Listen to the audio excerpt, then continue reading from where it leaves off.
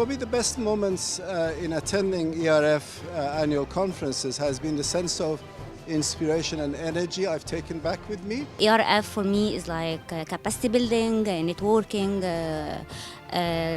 discussing and doing research on issues that are really relevant for the region. We are working very hard to develop a new agenda in a participatory way, consulting with our community, with our partners and our policy makers in order to chart the path for the future. My vision for the future is that it can make some income by selling consultancy from the ERF. I think the name and the brand of ERF is now very strong, and it's time to consider how to make use of it. Ideas matter, and ERF is a big leader in the field of ideas in our region. In fact, I don't think there are any better institutions than ERF. We need to get our message out there, and I think we have plans to do that. We have plans to hold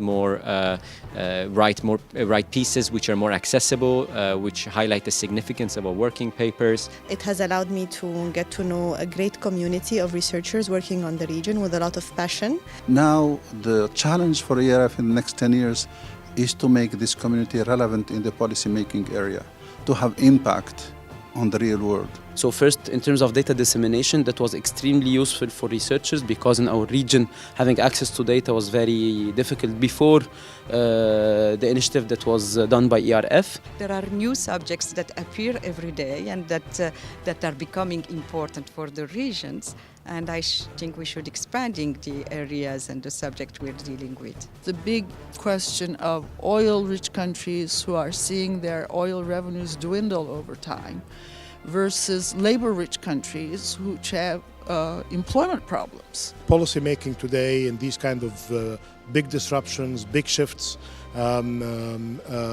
require a lot of attention to coordination. The ERF in the future, maybe they have to look more into issues related to women empowerment, social entrepreneurship, which is becoming one of the biggest challenges in the region, more on migration and refugees. They are thinking of how to go into new fields. Today we heard about digital economies, innovations and so on, and I think these are areas in which the ERF ought to pick up among other areas. By focusing on some of the most important changes that are happening in the global economy and their impact on developing countries is putting ERF in the right position.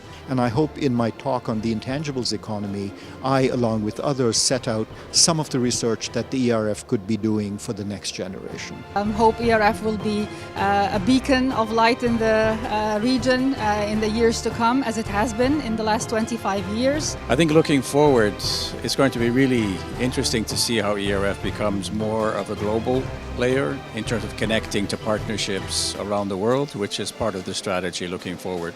Helping young researchers who are doing their masters and PhDs to actually do work that is relevant for changing their societies to the better is really a fundamental role that will continue in the future. So inshallah we meet in 5 years and ERF will be way ahead.